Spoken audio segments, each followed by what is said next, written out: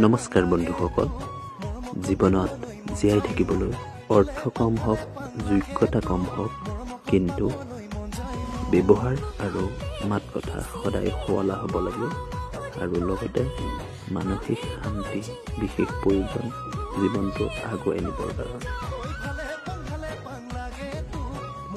জীৱনত বিফল বাৰে বাৰে হ'ব পাৰোঁ, কিন্তু নিজে ভাল পোৱা আৰু নিজে পচন্দ কৰা কামটো কৰি বিফল হোৱাৰ মজাই বেলেগ।